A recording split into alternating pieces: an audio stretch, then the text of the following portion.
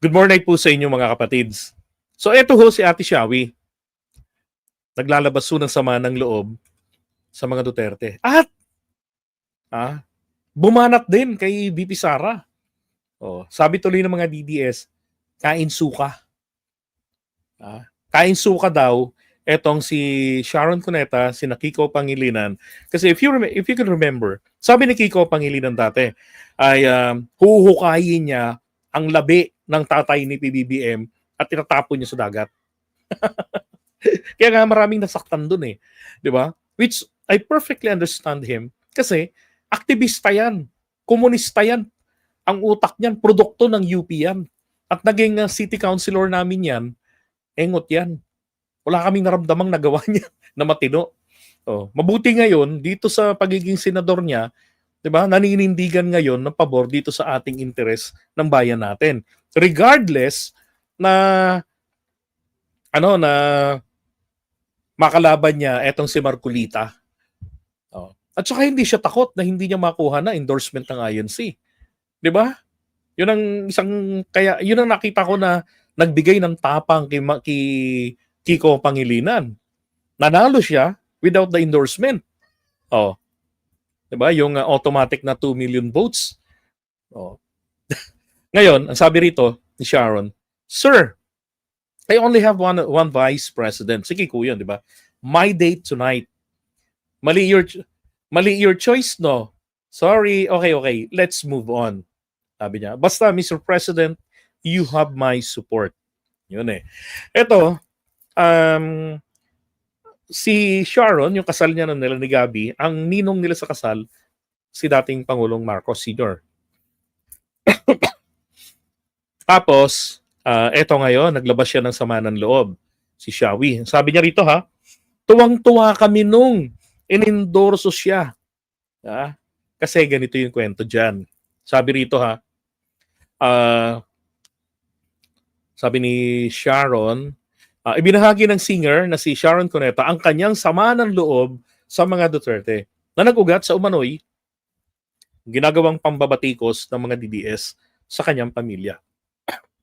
Sa isang pahayag, sinabi ni Cuneta na kasama rin sa kanilang kinasasama ng loob ay ang tila nagtataksil na mga Duterte sa kanila. Aba, ano kaya yun?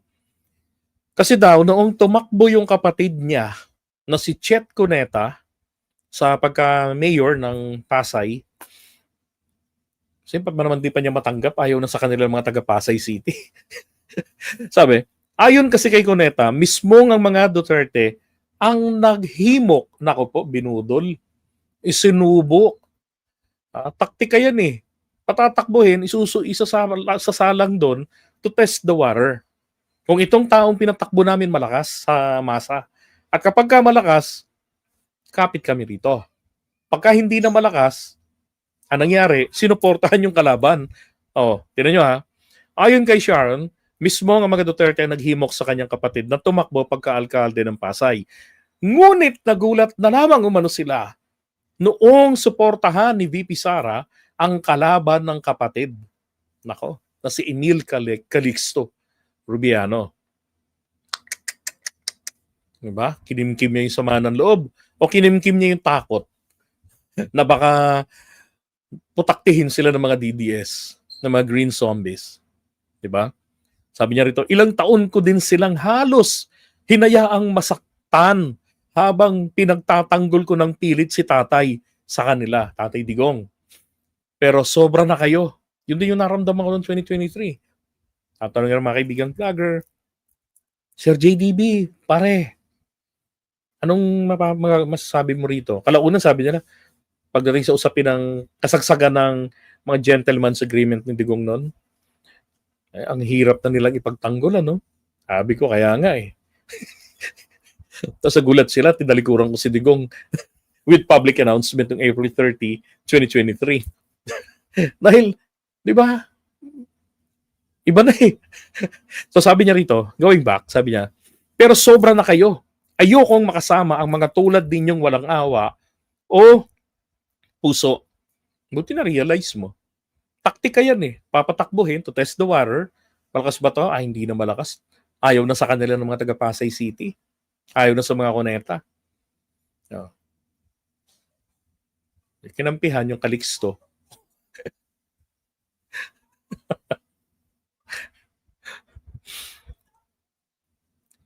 At saka dapat naisip na nila Sharon yan. Kasi noon pa mang 2022, yan na rin ang sinusuportahan ng mga Duterte, ang Calixto. Ayan, ito. Sabi ilang beses na kaming nasaktan. Napakasama ko namang asawa at ina. Pag hinahayaan ko pa na magpatuloy, yung naka-smile lang lagi, hindi ko na kaya. Tapang ni Sharon ngayon, ho? Oh. Diba? Meron pala siyang kinikim-kim na ganyan sa sama ng loob. Ako, hindi ko talaga alam. Hindi ko alam na may kapatid itong tumakbo sa Pasay City. Yung nakarang halala. Alam ko lang, asawa niya si Kiko, tumatakbo pagka-senador. Diba? Kawa naman, Yeah, DDST nga isang Calixto.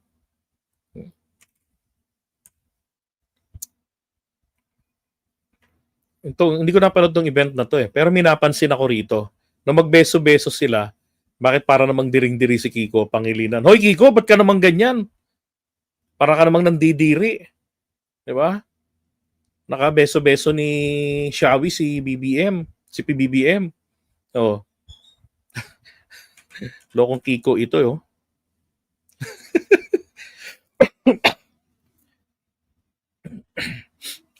Ba? Pero sinasabi nila na kainsuka si Sharon.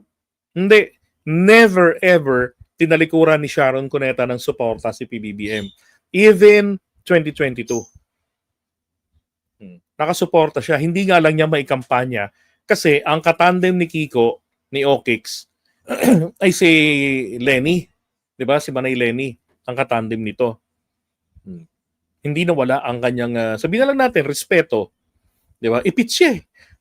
Ang napangasawa niya, anti-Marcos certified. Wala tayong magagawa doon. Diba? Pero ngayon, usapang kainsuka.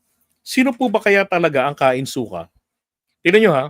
Hindi ba si Sarah was part of the unit team? 'Di ba? And Sarah was expectant na yung kanilang mga diskarte ay poprotektahan ng Pangulo ng Pilipinas. Kasi nga naman, according to Amy Marcos at saka kay yung mga nakakaalam talaga, na tama pala yung sinabi ni Sarah dati na the presidency was hers in 2022. Siya kasi talaga was decided to run for the presidency. Kaya nga nagganon na lang ang sama ng loob ni Duterte nang malaman OC after she was convinced by Amy dahil magkaibigan sila ay nag-slide down siya sa vice presidency. So, iniisip niya na may malaking pagtanaw ng utang na loob na tipong ang mga kabulastugan, lalo na sa pera ng bayan, confidential funds, ay hindi, pagtatanggol siya, pagtatakpan. Nangyari, pinabayaan ni PBBM. Di ba, na-investigahan. Hanggang sa nauwi na nga sa impeachment. Pero sinubukan pa rin ni PBBM na mag-agam-agam doon. Di ba?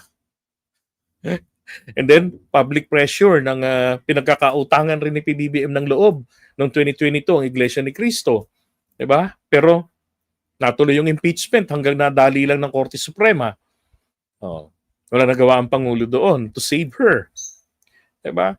So, alam nyo, maliwanag na nakainsuka rito. Ang totoo, eto hong sina Sara, itong mga DDS, sila po ang isinuka ng administrasyon. Dahil hindi na matiis Isipin nyo na nangyayari, nasa DepEd. Ano nangyari? Problema na naman din po sa purchasing. Problema na naman doon sa confidential funds. Mabuti sana kung walang mga aktivistang grupo ang naninilip sa kanila. Meron Mga aktivistang grupo yung pumipiyok Anong gagawin ng Pangulo? Tatahimik na lang? Di ba? Di sa kanya ibinaling yung sisi. Kung pagtatanggol niya. And besides, hindi po trabaho ng Pangulo na ipagtanggol ang Vice President na kanyang kaalyado. Vis-a-vis, ang Vice President hindi rin po niya kanyang obligasyon na ipagtanggol ang Presidente niya kung gumagawa ng mali. Sapagkat ang kanilang pangunahin dapat na pinoprotektahan ang kanilang pinaglilingkuran ang tayo, ang taong bayan. Di ba? Problema, nandyan kina Sara. Diba? Iniimbestigahan, tinatanong, what happened to this money? Ayaw sumagot. Diba? Dinaan sa gulo, dinaan sa away-away. Turmabaho yung mga attack dogs nila. Kaya hanggang ngayon, si PBBM pa rin ang presidente ng Pilipinas. Ay nako. Hindi naman po sinisiraan si Vice President Sara Duterte. Ang tanong nga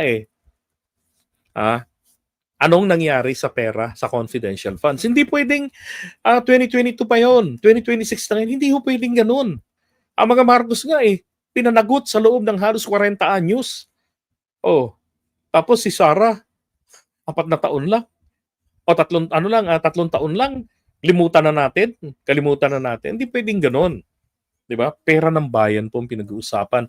And again, kung mahal natin ang Pilipinas, 'di ba sabi nga niya, mahalin natin ang Pilipinas. Kung mahal natin ang Pilipinas, sundin natin ang mga tamang panuntunan, ang guidelines sa paggasta ng pera ng bayan.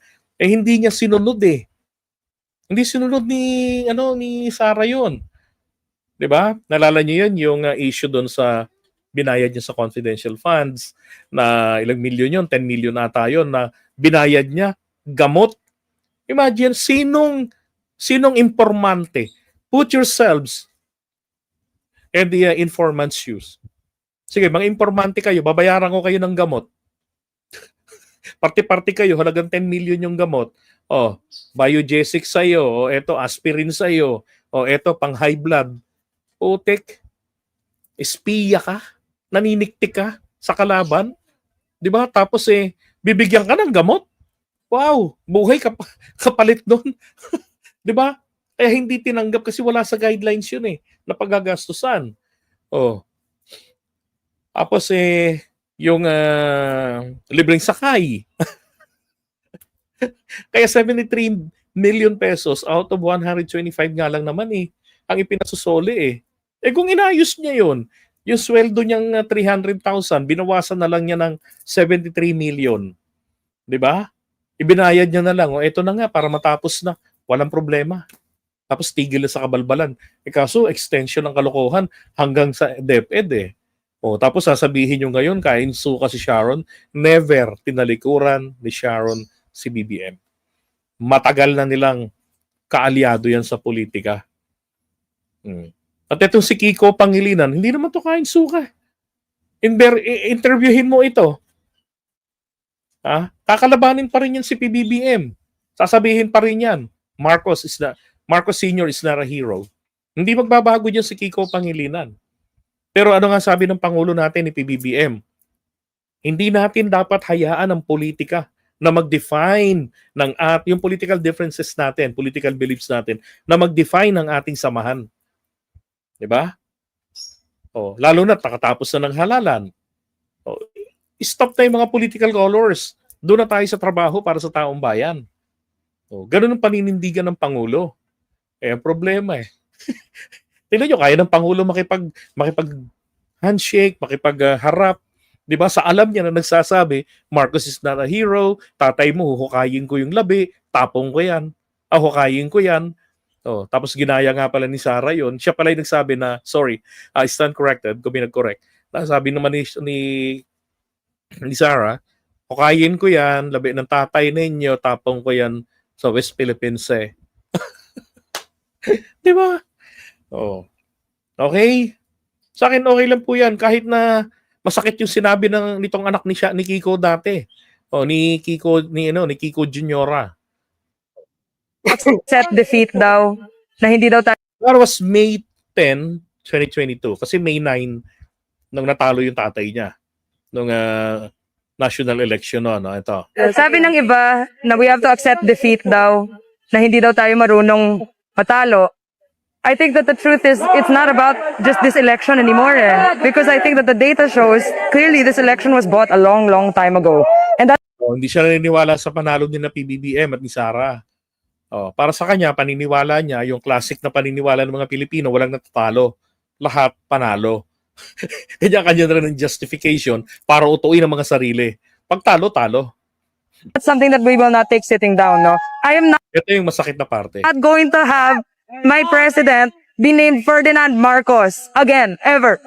And I think it's that simple. My siblings are here too. I brought them, my baby sister, my baby brother, and they're young, but like we all know what's right and wrong. And I think it's very, very simple, no, what we have to do. If we're not here to stand up, if we're not here to fight, edi ano po ginagawa natin dito sa Pinas? 'Di ba? Mahal natin ang Pilipinas eh. And I think that at the core of it, that's really just it. Sabi ng Alam ko itong video na to, pinadelete to eh. Pero, I won't delete this. This is part of the public record. Di ba? Na kahit na ganyan ang saloobin ng anak nila, kay PBBM wala ang problema. Sabi nga eh, whether you like it or not, still he's the president. Parang yung sinasabi rin namin ng panahon ni Duterte sa mga dilawan, whether you like him or not, he is still your president. Ang desisyon ni Digong makakaapekto sa buhay nyo. Kaya, wag niyong buwisitin, baka mamaya matokbang kayo. Di ba? Oo. Eh mabuti nga, hindi na nagngangal tong anak niyang to eh. Ewan ko kung saan na to na, kung nasa saan na to. Okay? Kasi di ko rin to napansin noong 2025 midterm election eh.